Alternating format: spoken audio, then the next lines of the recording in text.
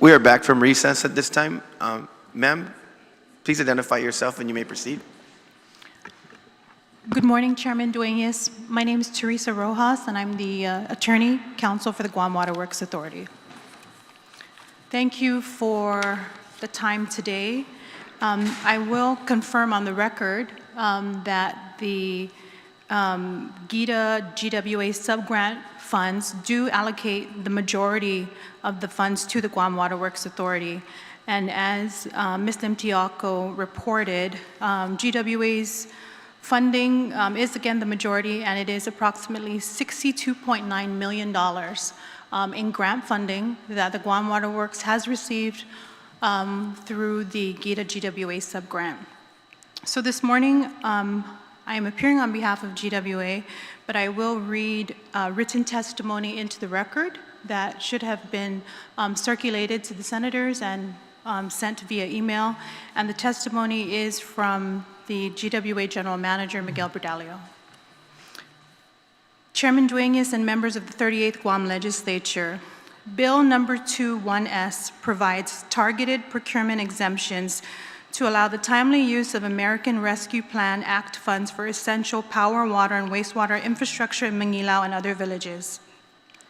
While these investments will support the development of a new medical campus, they will also advance several critical capital improvement projects that strengthen utility services for GWA customers in Barrigada, Maga'hågan, Chalampago, Dueñas, and other central villages, and will contribute to the completion of several compliance requirements under the federal 2024 partial consent decree, to which both GWA and the Government of Guam are parties. So the legislature is aware there are 6 projects to be completed to support the building of a new public hospital and medical campus in Maga'hågan, all of which at this point can and will be paid for with ARPA funds. The first project is the Hagutnya Main Pump Station rehabilitation. This includes construction management services replacing pumps, piping, valving, and electrical systems to meet the requirements of the partial consent decree and to ensure reliability at one of Guam's largest sewer pump stations. The Hagutnya Main Pump Station is the central conveyance point for wastewater collected across much of central Guam. Flows from Aganga Heights, Asen, Chalampago, Ordet, Mungmung Totomaiti, PT, and Sinahanya all pass through Hagutnya. In addition, major portions of Barrigada, Maga'hågan, Tabuning, and even Dueñas are served by this station. Rehabilitation of the Hagutnya Main Pump Station will improve service reliability for residents and businesses across central Guam. The second project is the Barrigada Pump Station and Force Main. This project will complete a condition assessment and design for rehabilitation of the station, along with the planned replacement of approximately 5,800 feet of 14-inch asbestos cement pipe running through Barrigada and along Route 4. This work, again, is necessary to meet partial consent decree requirements and will improve service reliability for households and businesses in Barrigada. It also supports the future development of nearby areas in Barrigada and Maga'hågan, including the proposed medical campus, by ensuring that new growth can be connected to safe and dependable wastewater infrastructure. The third project of the 6 projects is the Maga'hågan Pump Station and Force Main. The Maga'hågan Pump Station and Force Main will complete a condition assessment and design for rehabilitation of the existing facility. It also includes replacement of approximately 2,700 feet of deteriorated 10-inch asbestos cement force main along Route 10 from the Maga'hågan Mayor's Office to Ledzang Road. This work is required under the partial consent decree and is important to maintain reliable wastewater service in Maga'hågan. The fourth project, the Route 10 Gravity Sewer Main Project, is required again under the federal partial consent decree. It will replace approximately 3,985 feet of 14 and 18-inch sewer lines from Ledzang Road to the Barrigada Pump Station. These existing lines are part of the Hagutnya Basin system which serves Mangilao, Barrigada, and Chalampago. Replacing this aging asbestos cement pipe is necessary to maintain reliable wastewater conveyance and to reduce the risk of overflows or service interruptions in this corridor. The upgrades will also provide capacity insurance for development at the medical campus site and any associated growth in the Mangilao and Barrigada utilities corridor. The fifth project is exploratory, drilling of 6 to 8 wells in Mangilao. If viable, these wells will provide new production capacity within the Mangilao pressure zone. This is especially important given the experience after Typhoon Mawar, when Mangilao was among the last areas to have water service restored. Water normally serving the area is drawn from existing wells in Jigo and Dedido, but that supply was necessary to meet high demand in the north. As a result, Mangilao's reservoirs and system pressure took longer to recover. By developing wells south of Jigo and Dedido, closer to Mangilao, this project will strengthen local supply, reduce dependence on northern production, and improve service reliability for Mangilao and downstream communities in Chalampago and Dueñas. These new wells are also essential to meet the future demand of the proposed new hospital in Mangilao. A hospital requires significant and reliable supply of water for patient care, sanitation, and emergency operations. Without additional source capacity in the area, existing production will be insufficient to support both current residents and the new medical facilities being proposed. By drilling these wells now, we ensure that the hospital and surrounding development can be served without compromising the needs of existing customers. The sixth and final project that GWA intends for the use of the $62.9 million is the design for a new Route 15 sewer pump station and approximately 6,435 feet of 12-inch and 18-inch gravity sewer lines. The planned facilities will connect the developing areas along Route 15 across from Fadian to the existing Mangilao pump station located on Route 10 near the Mangilao Mayor's office. This project is important because the current sewer system in the Mangilao area has limited capacity and aging infrastructure.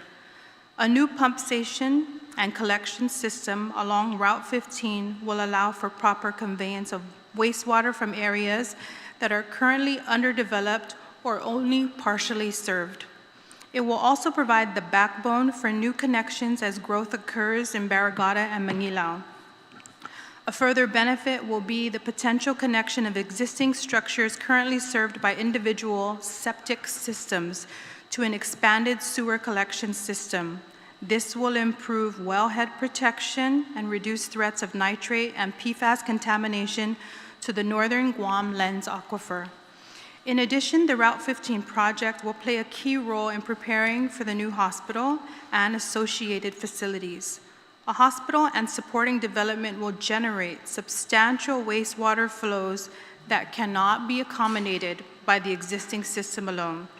By planning and designing this new pump station and gravity lines today, GWA can ensure that the hospital, nearby residential areas, and future commercial development have reliable and compliant wastewater service. Beyond immediate hospital demand, this project strengthens the overall Hagåtña Basin system by relieving pressure on existing lines and reducing the risk of overflows or backups in Mangilao and downstream communities. With the passage of Bill number 2.1s, these projects can benefit from funding through available ARPA dollars rather than solely from public financing.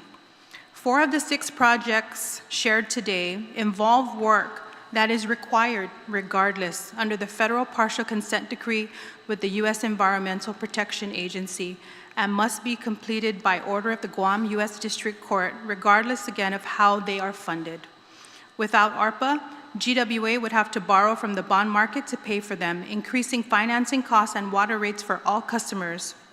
With ARPA, GWA can meet compliance, modernize infrastructure, and protect ratepayers from bill impacts associated with borrowing additional funds.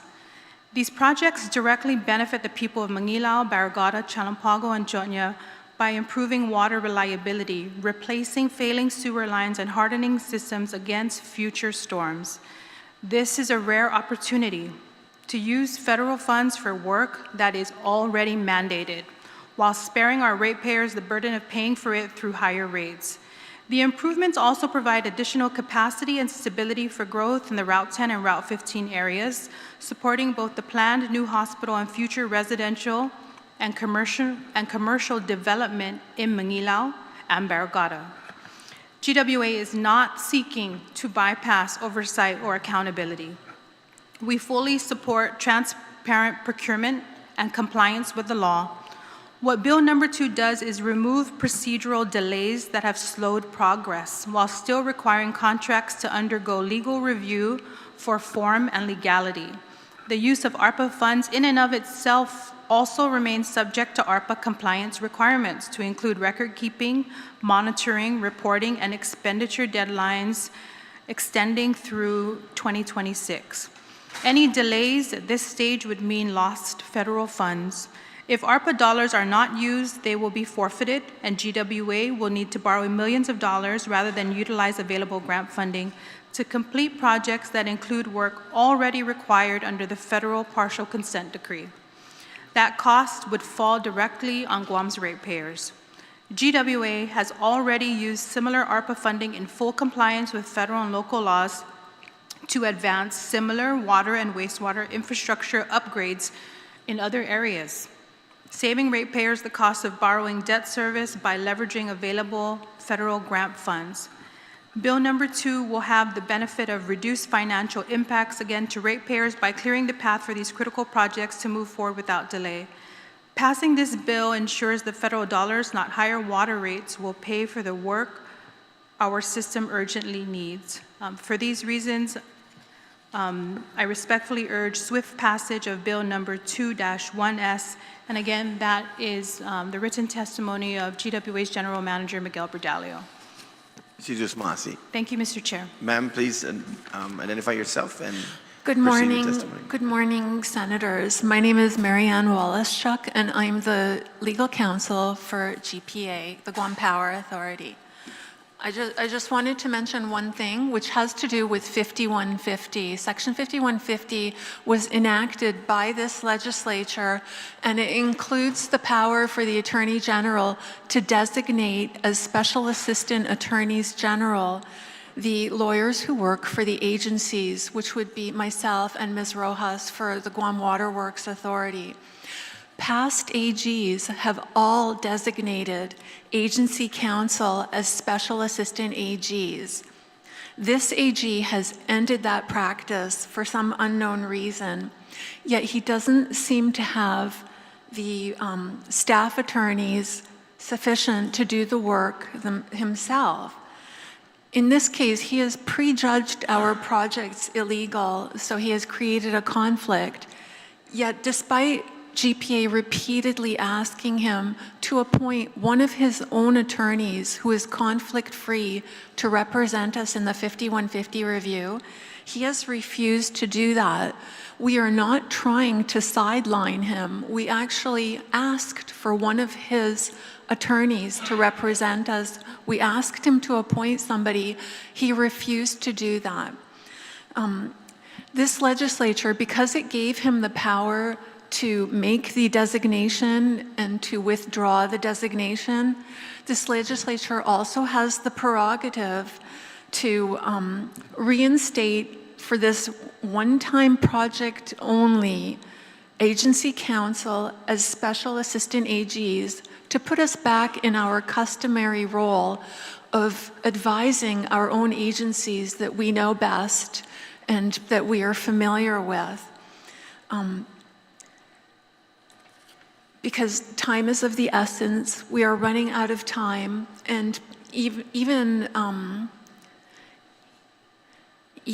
now, time is running out. It takes a long time, for instance, to build a substation, and if something is not done soon, it will soon be too late to even start the project.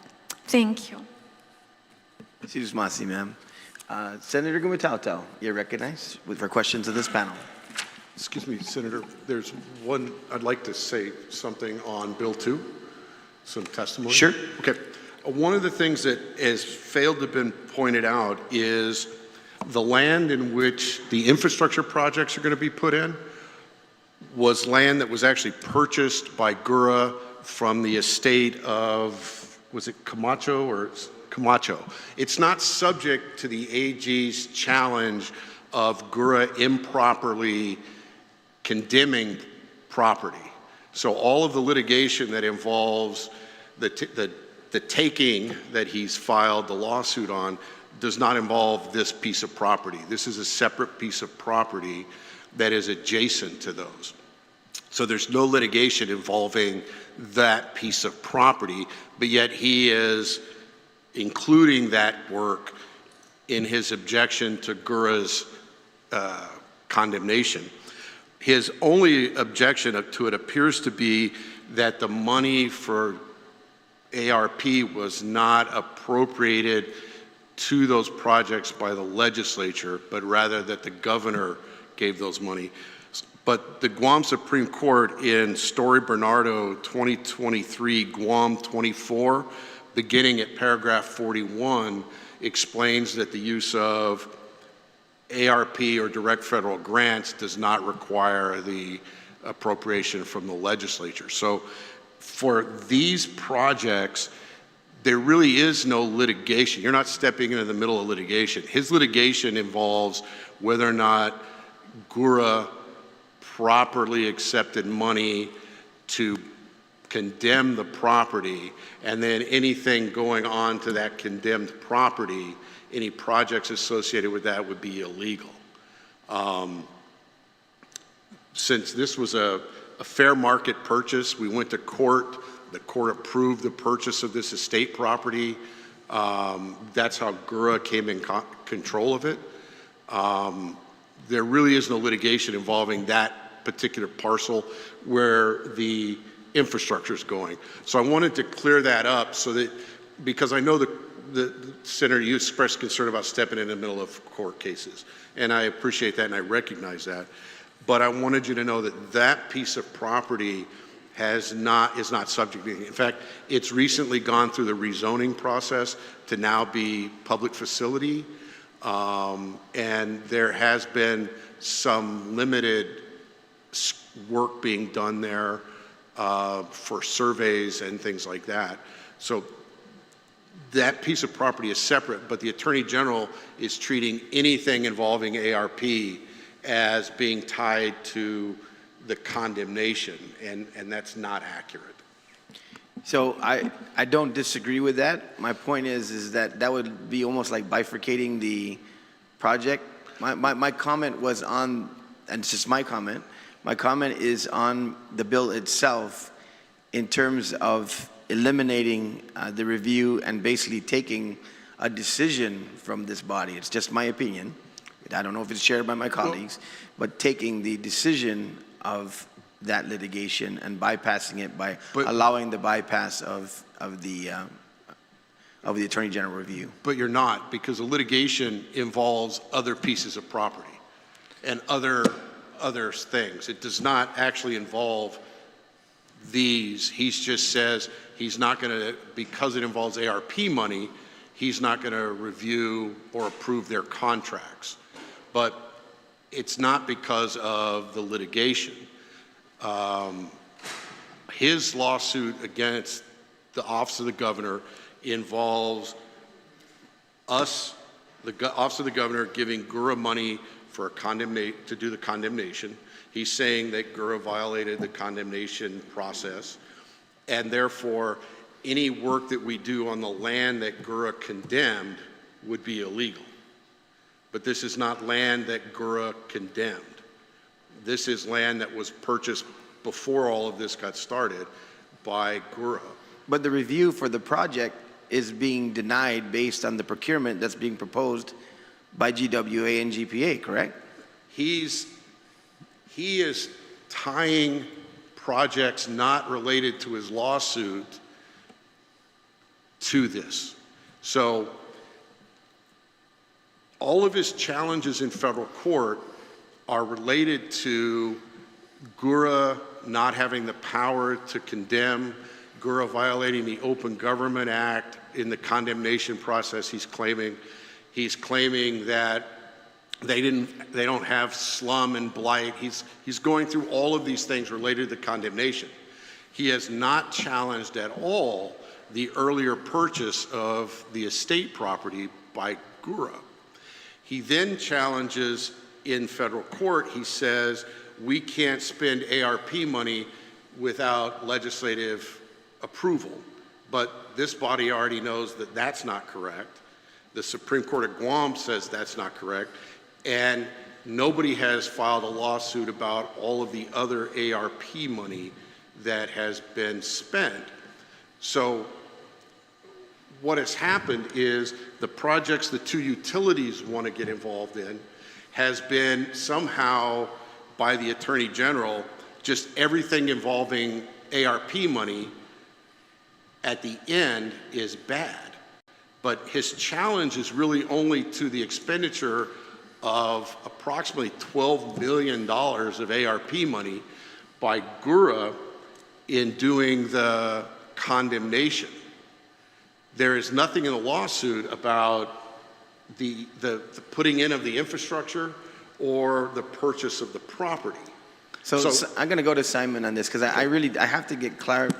In order to understand your argument, it has to be clear whether or not, and this is probably a CCU question as well, Senator. So has GPA and GWA submitted for Attorney General review the proposed procurement? No, and let me ask Counsel Mary Ann to talk about why.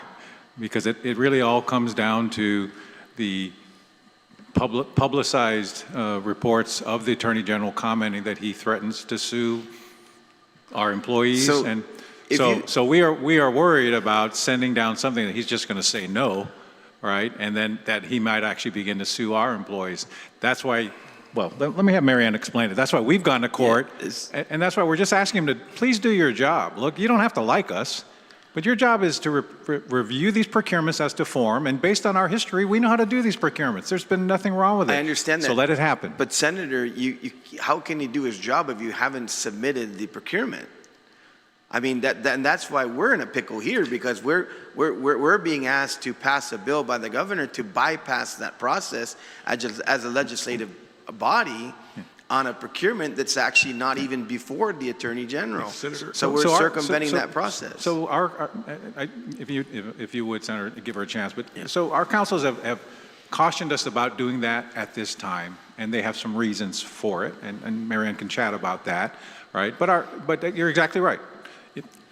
Under most normal circumstances, we would have already submitted all of this. But the clear signals from the Attorney General of Guam is he doesn't want to do this project, and he's lumping everything in the world he can think of to oppose saving $100 million for, at worst, infrastructure for MANGILAO and Barrigada and that sector. In fact, you probably don't recall this, and I'm happy that at my age I still recall this.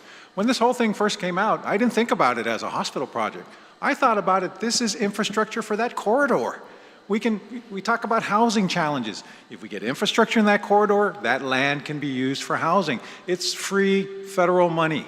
Why wouldn't we use it? So that's why. So that's our position, and counsel can advise you a little bit on why she thinks why we've decided not to do it. I mean, we can send it down Monday, but what would we? You've heard the testimony from the AG. Do you think he's going to work on it? Counsel, can you opine, because I think you can kind of see the difficulty of the road we're going down, because it seems like if you're of that opinion to begin with, why would you need a law for it? Why don't you just proceed? Yes, Senator. So the reason that we haven't sent it yet is because we know that he's going to deny it if he is the one reviewing it, because he has already made public statements saying that he thinks this project is illegal. That's why before we sent it over there, we wrote to him several times asking him to please appoint conflict-free counsel to review this under 5150 for our projects, and he has repeatedly refused to do that. We can't count on him to do a balanced review. We need somebody else in his office to do it, and yet he won't do that. He has already threatened GWA's certifying officers with criminal prosecution if they proceed with any ARPA-funded projects. And in addition, GPA sent over a procurement for, it was for power pole inventory, just to replenish our inventory, and somebody mistakenly marked it with the MMC project. He immediately sent us a threatening letter, and that's not even what we weren't even trying to work on this project. It was just an error. So if we send it over there, all that will do is put an end to this, and there will be no ARPA funds and no ARPA-funded project. Why don't you just proceed with the procurement yourself then? Because essentially, we're all going to get sued if we pass a piece of legislation that bypasses the Attorney General's review, and I guess we'll just end up in court together in another case, because that's what's being presented here. Why don't you just continue with the project? Yeah, Senator, you're asking me to tell our GM to go ahead and sign off as certifying officer on, you know, a $32 million project that he could be on the hook for, because I don't know what this Attorney General is going to do. I believe he's wrong. I believe that we will win in court, but it's going to take a while. Whereas we have a very simple solution here that the Office of the Governor has presented, which is just this one-time exemption for this project, to just let agency counsel do the 5150 review and have GSA go over it. Because this is a power that you have given this power, and you can take it away just for the one time. And that's all we're asking, something very simple and easy to do. Yeah, I want to. Please put yourself on the record, sir. I said there's no litigation. You're not going to get sued, because if you enact the legislation, that's your power. He only has the review power because the legislature in 2009 passed Section 5150. If you amend that section for these projects, there is no litigation for those projects or against you. He doesn't have that power organically. That's a power that was given to the office back in 2009 with the passage of 5150.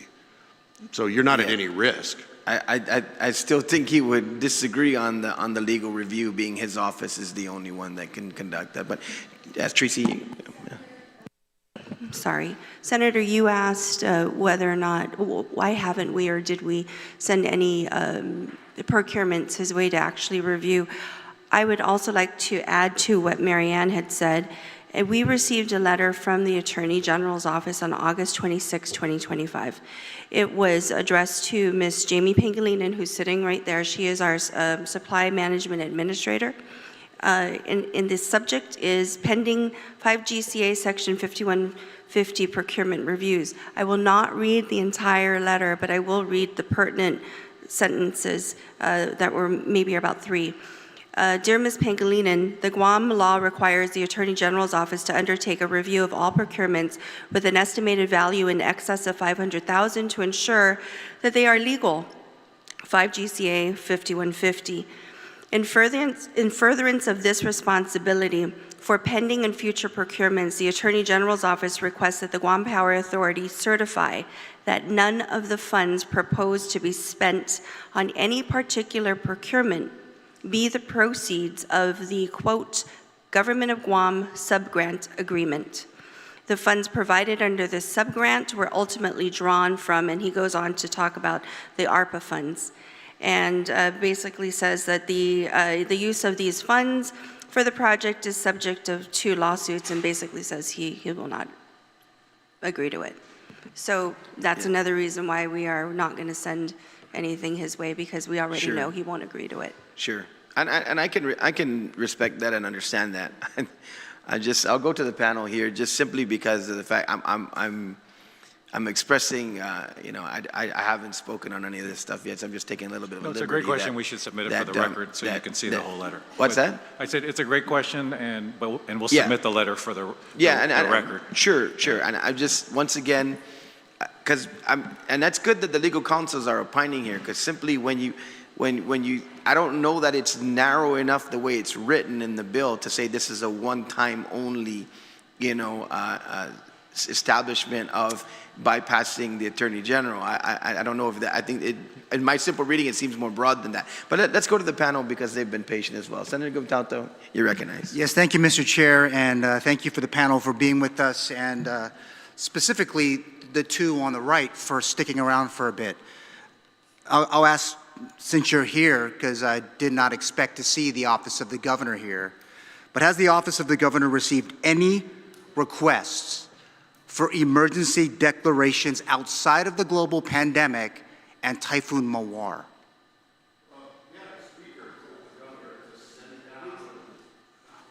The Speaker and I believe Senator Matanane asked the governor to declare an emergency for Guam Memorial Hospital recently, and when he was told that doesn't do anything, he said, send me down a bill that gives us the powers. Mr. Moots, I'm not asking that. What I just asked you was, has the Office of the Governor received any requests for emergency declarations outside of the global pandemic, COVID-19, and Typhoon Mawar? Yes, and I answered your question. We got it from the legislature. The legislature has made, in the last several years, they've asked us to declare emergencies for Guam Memorial Hospital, Guam Department of Education,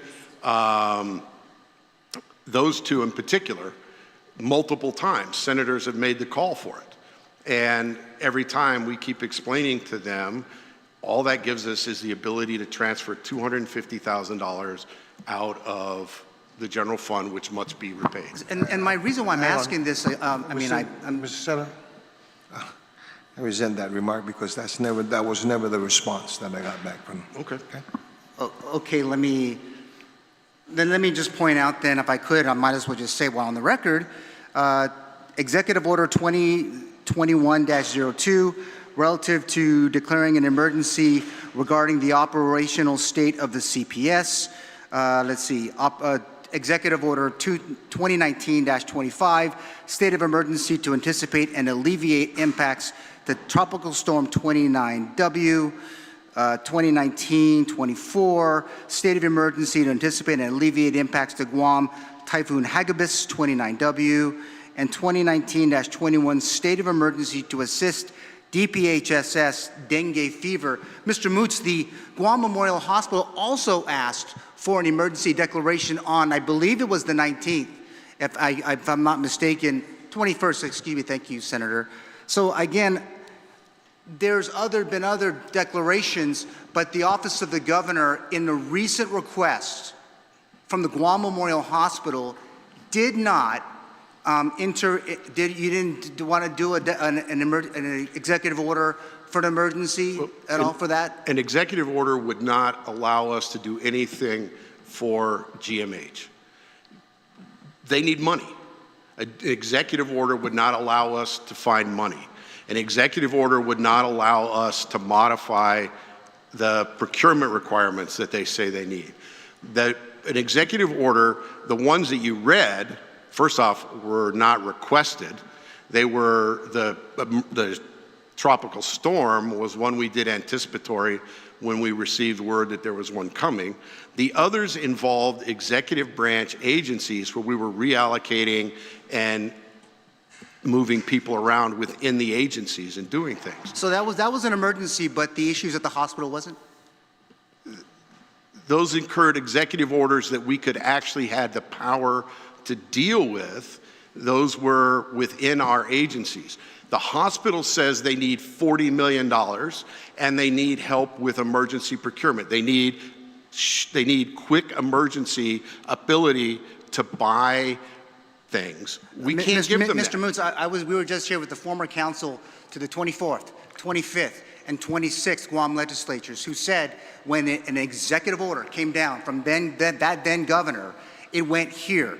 Then what happened was there was a knowledge that they knew they needed more than just the $250,000 that is prescribed in law. The Guam legislature turned around and they provided more resources because there was a declared emergency.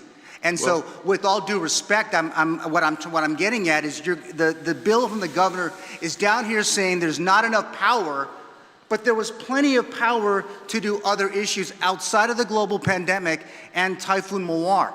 Previous governors had the same. I could go down the list of GMH ones, 2 or 3 from Governor Carl Gutierrez, at least 2 from Governor Eddie Baza-Calvo. I know there was at least a whole host of them from Governor Joe Ada. How is the governor of Guam today, this one today, any different than the previous governors who declared emergencies?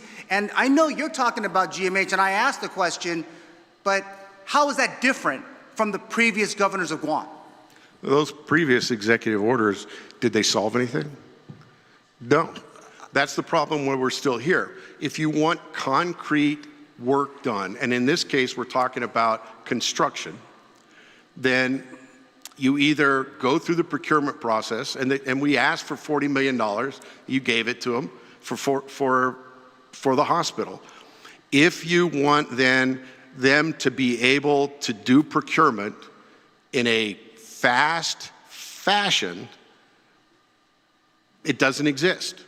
And that's the issue. Okay, it's thank what you for that. want. But It really matters, Senator, whether or not you asked if the executive orders did anything. Let me start with a couple of them. There was 5 consecutive executive orders to the Guam Memorial Hospital to help them with procurement and to hire. Did it help them?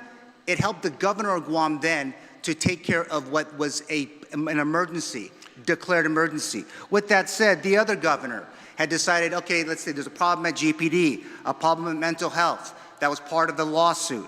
There was a public works emergency that, by the way, that we're wrapping up a consent decree on. The Guam public school system needed some help as well in Executive Order 2008-13 in order to get supplies and resources to our schools. The Guam public library system also had an emergency declaration. The Port Authority of Guam in 2014, and also the Guam Memorial Hospital in 2015. These are all from your website. Yes, and all of those authorized them to use the emergency procurement procedure. Exactly. And so declare the emergency, bring it here, and let us help. That's our role too.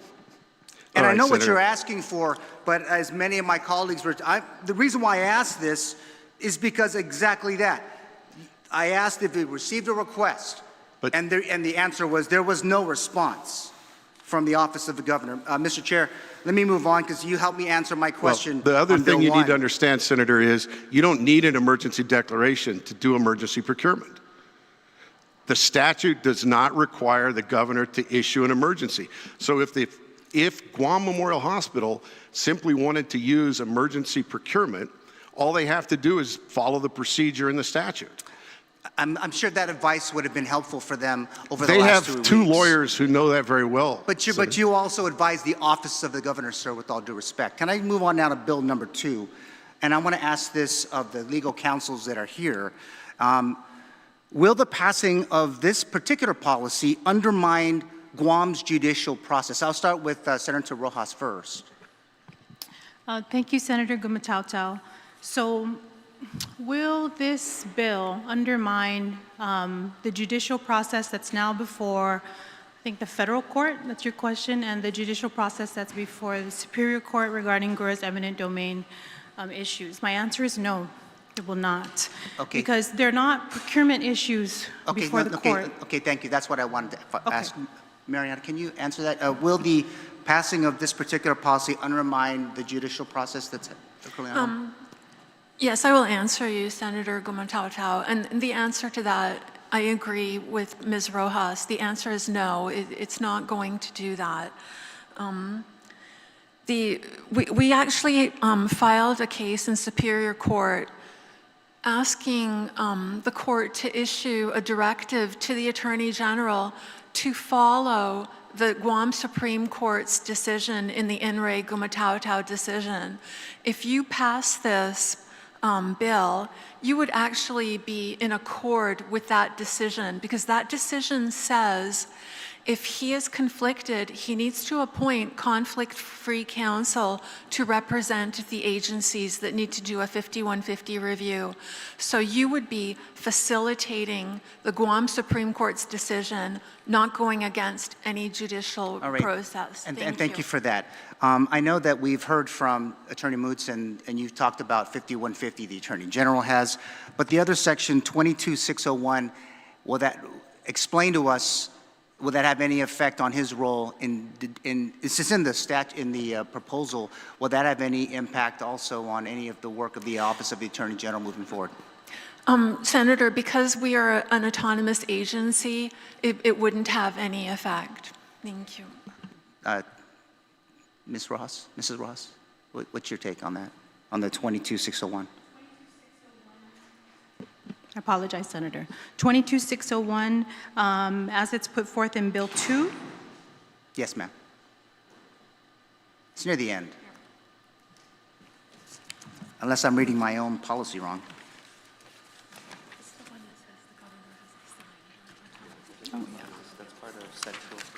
This is on Section 3, exemption from 5 GCA 22601. I do see it. Line 6, 22601 shall not apply to contracts by and between GITA and any entity for the environmental assessments of properties in Manila acquired by GORA for the new medical facility.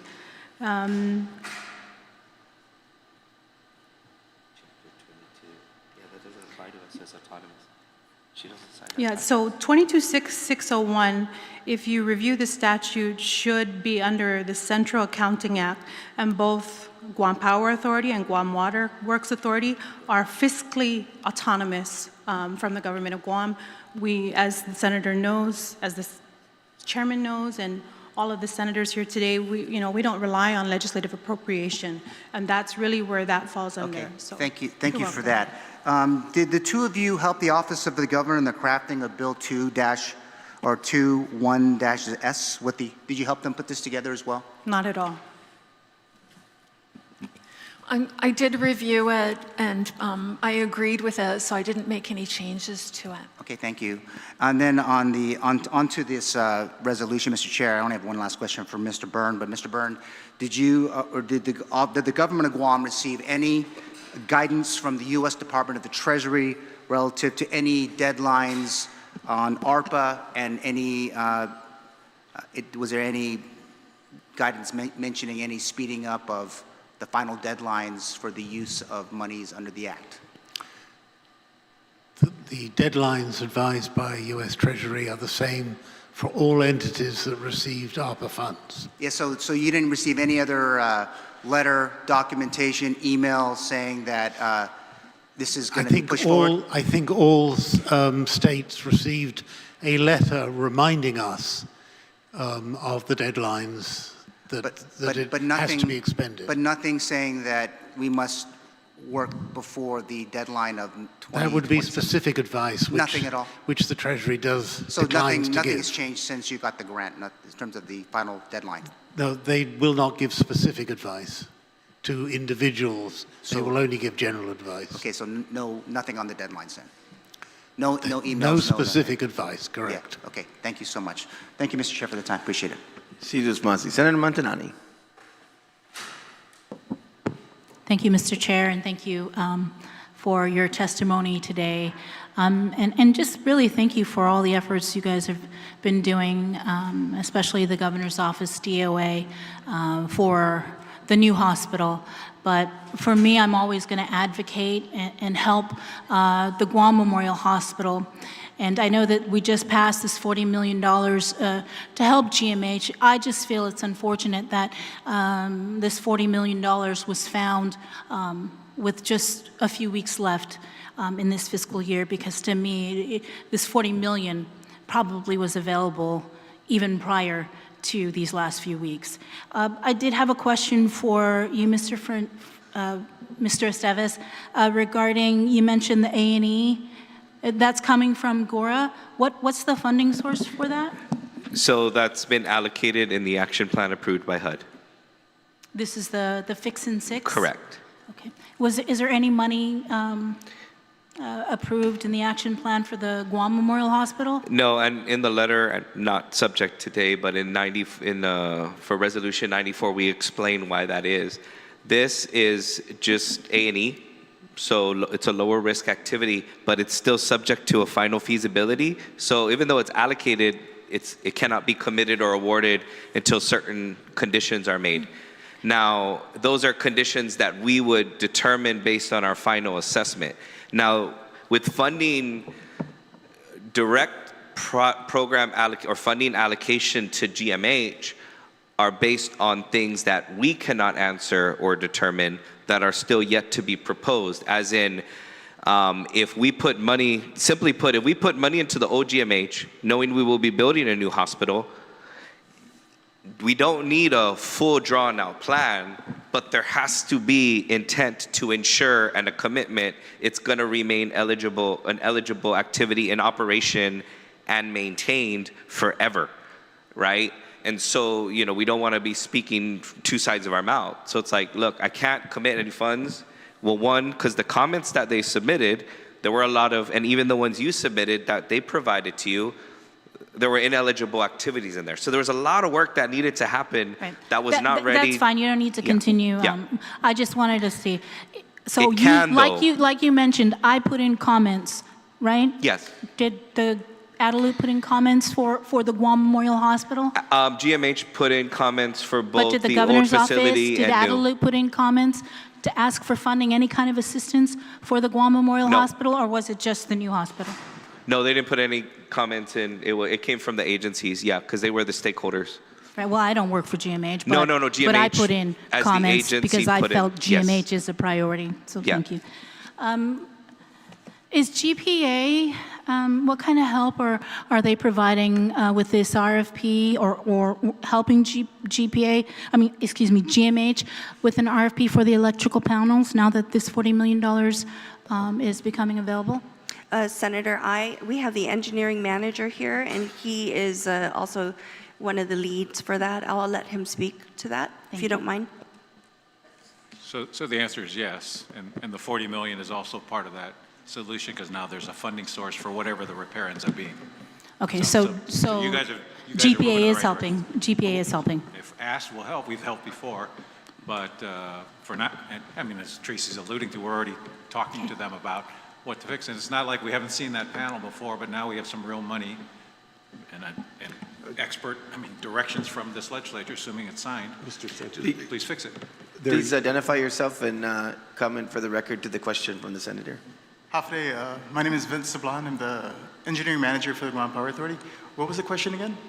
What sort of assistance is GPA providing GMH with their electrical panel procurement now that this $40 million has been passed, and I'm sure the governor will sign the bill? So right now what we're doing is assessing their equipment, their electrical system. We're working with our T&D section to do infrared inspections. Is this just part of the memorandum of agreement that was signed in 2023? Is that just routine work as part of the scope of work? I'm not part of that. I don't know what's in that MOA. Yes, Senator, it is. Yes. Okay. Yes. Are and you helping with the RFP though? Because we need to MOA. get that out as soon as possible. We sent a directive, the governor sent a directive to GMH to instruct them to the Board of Trustees, I guess, since that's who she appoints, to make use of that for the repair and encourage them to do that. But that MOU has been in place, and GPA has actually been assistance to them the whole time. Even without the MOA, we'll help, and we're in position to help, and now there's funding, so that part's good. That's what we want to move on, and you've got our expert here preparing to get into the details. Probably none of the details are really that important to us, other than GPA has been an active supporter of GMH or the governor or the legislature. When you say go look at it, that's what we do. And we know what to do. We need the money to do it. You've now passed legislation that would provide some money. Assuming it becomes law, then we talk to this young man and say, go fix it. Thank you, Senator. And Mr. Byrne, I know that we had spoken during the last special session, and I was asking about when you went out to DC, and because we saw the media release that the delegation that went out there pitched for $400 million for the new hospital. So does the administration plan to ask for anything for the Guam Memorial Hospital? Because you mentioned they didn't ask for anything when you guys were out there. I think the answer that I gave you, I guess, yesterday, and I'll repeat again today, is the visit was to solicit for funds, or try to get funds, for the new hospital. The federal government considers that the responsibility for the existing hospital is a local responsibility. The whole intent of the visit was to, and that is the, you don't just go there and make appointments. You have to make appointments way in advance and explain what you're trying to do in order that you get hold of the right people.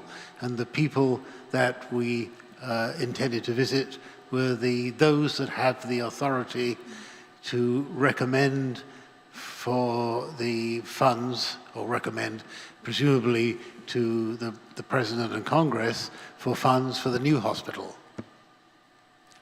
Right, but that new hospital isn't going to be finished for several years, so the Guam Memorial Hospital is going to be serving the local population, and I'm sure even the military population. But that, that's fine. I'm just trying to show that it just seems like the Guam Memorial Hospital is not a priority. Well, I did say the new not hospital, too many because that's all ago. we hear about is the new hospital, the new hospital, the new hospital. But we have the Guam Memorial Hospital here, and it is falling apart every single day. And patient care is at risk. They need supplies.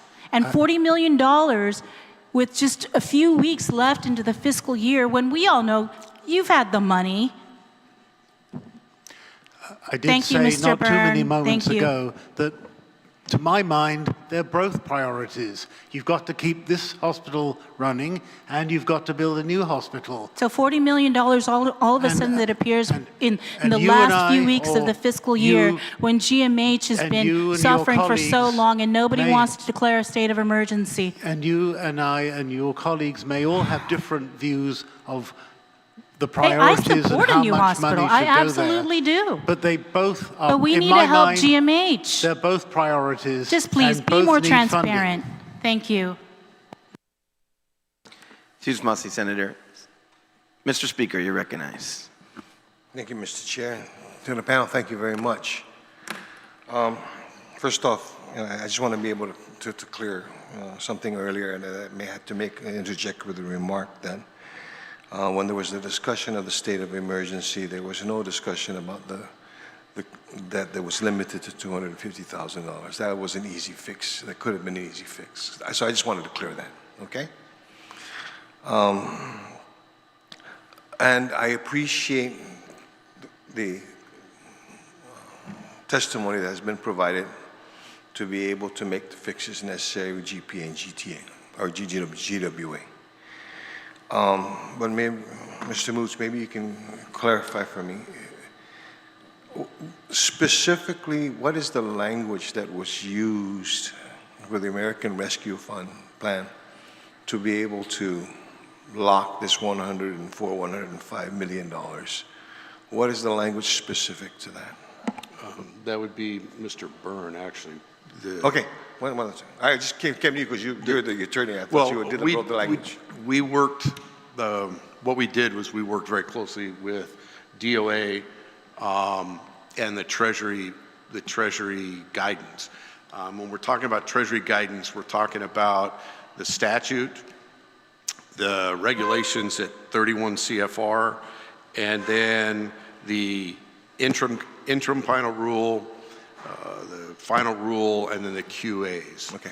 Q&As. So what was the language, the specific language used to be able to?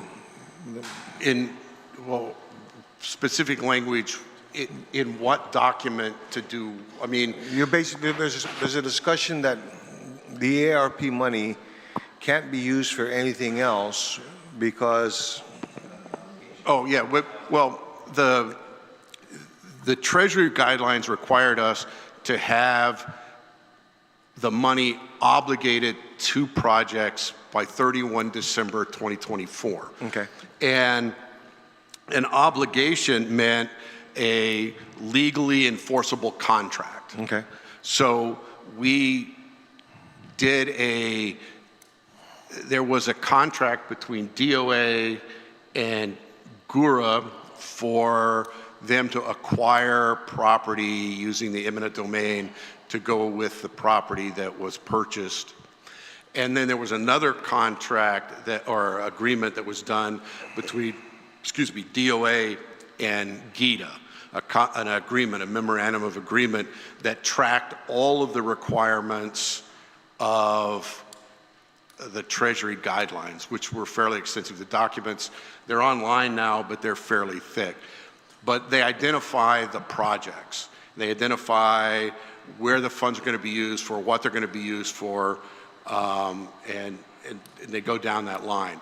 The Treasury guidelines are that once the deadline passed, you are not able to then take the money that was obligated and move it to a non-obligated project. okay. So if, for example, one of the projects that is being considered, let's say GWA, which got the bulk of the money, comes up under budget, under budget, but GPA needed some additional funds to complete the source, we are fully allowed to move from GWA's portion to the GPA portion, because they were both, the obligations were done, the agreements were done prior to 31 December 2024. Okay. We cannot, though, create a new project, so if we have any money left, by law right now, we are not allowed to then say, well, we have this other thing that we didn't know we would have extra money for, can we go spend it on this project? And the answer is no. You either spend it on a prior approved project, one that was approved prior to 31 December 2024, or you return it to Treasury. Okay, was there any specific verbiage that was utilized to tie in all the different projects together? One. I'll ask very pointedly. Say again? I'm going to ask, well, was there any specific verbiage that was utilized to tie in all the projects together? Yeah, I believe. They're not tied in together. Yeah, so they're all individual, and so Yeah, it depends on what you're doing. That's the individual has to meet its own threshold to be obligated. There are 5 criteria. Right, so the contract between, the agreement between DOA and GITA was for a new hospital project in Manila, I believe. Right. Yeah, so that's identified. And then the verbiage between GITA and GWA would have been whatever the specific work that they were going to be doing, which would be the water lines and wastewater stuff. But everything has to be tied in to a medical complex in Manila. The $100 million that was given, Yeah. that was agreed to GITA, yes. Yes. That money was tied into that project. If I may, it was actually more specific than that, because we had to do something similar. It's tied to this actual scope of work. Okay. Like the actual thing they're going to do, not just the hospital, the scope of work they're obligated to. Okay. Right, but it identified that project and then the scope Okay. of work for those. Therein lies, guy, where my dilemma is at. Okay? Therein lies where my dilemma is at in being able to find this. And I appreciate and I recognize. I may have to even declare that there's conflict of interest because the water line and the power lines that you're going to improve is going to improve my property and my mom's property. Okay? I appreciate that. My concern here is that while we recognize and we want to believe and that this, despite the fact that there may not be a medical complex to be built there, the fact of the matter is it's tied into that. Okay? Your testimony just stated that as well. It's tied to that.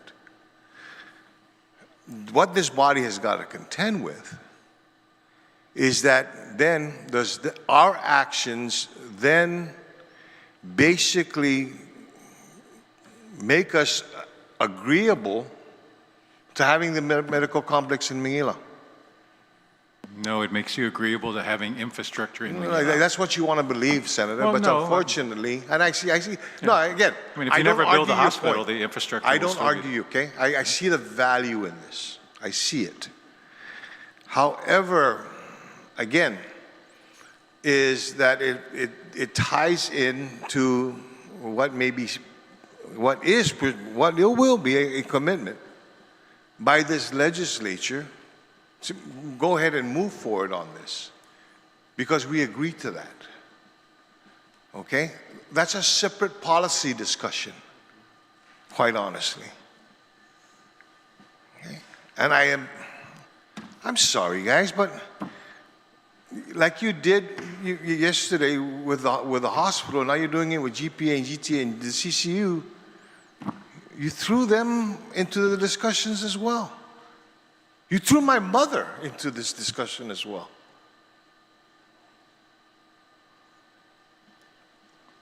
I can see through this. Okay? You got to be careful. We have to be careful in the language and in what it basically, because what are you going to say? Oh, you agreed to this because you approved that.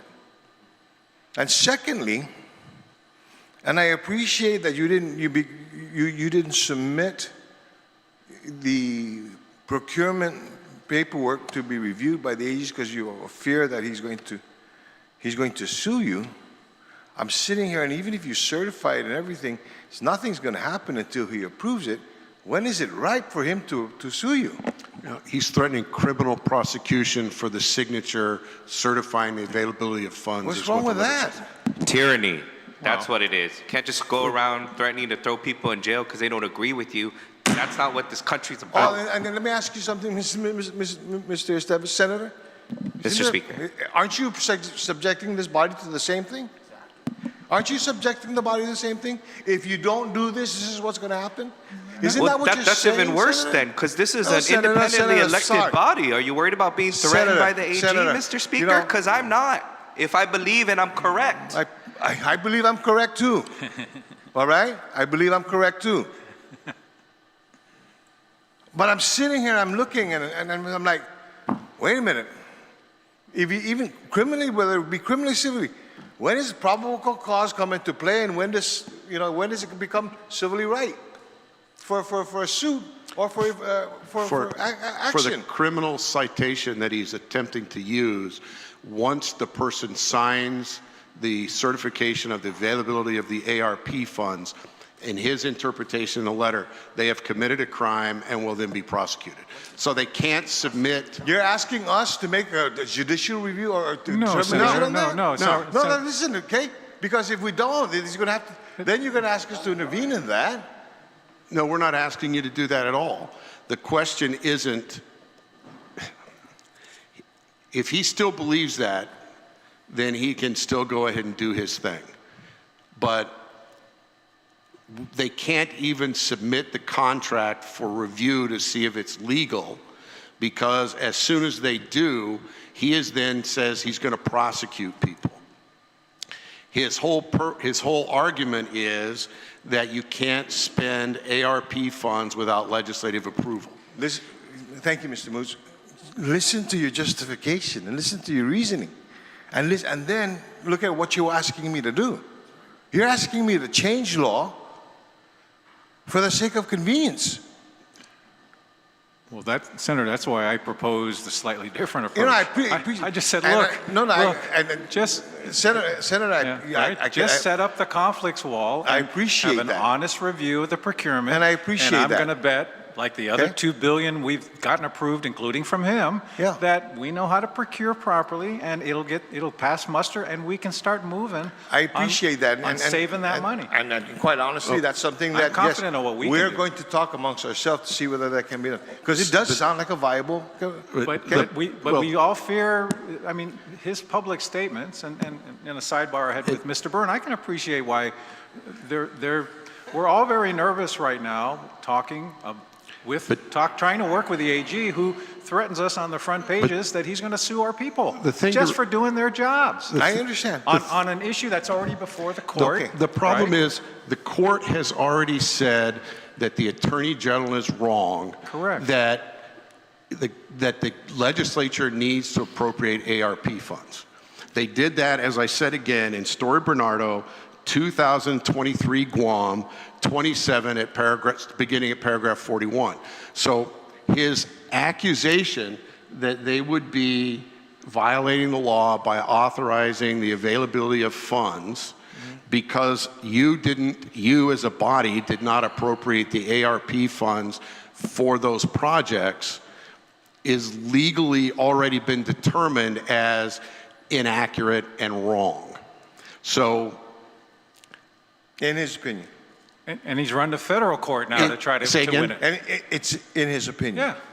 Yeah. well, his opinion doesn't count once the Supreme Court says this is the law. I understand, and So- yes, I agree with you on that, Mr. So Boots. Okay? we're not asking you to change the law to avoid him because we have a legal disagreement with him over something. We're asking you to allow them to go forward so that they can be reviewed by their legal counsel and then the GSA legal counsel, because the objection he has to the expenditure of those funds not having been appropriated by the Guam legislature has already been answered by the Guam Supreme Court. Okay. He has no other objections to their projects. Okay. His other objections all apply to the condemnation proceeding and by GURA of the other pieces of property that will make up what is anticipated by the governor to be the MANGILAO Medical Complex. Okay. But the property in which GPA and GWA are looking to put infrastructure projects on are property that's already owned by the government of Guam, free and clear, and the money has been appropriately obligated to them pursuant to the Treasury guidelines and Story Bernardo.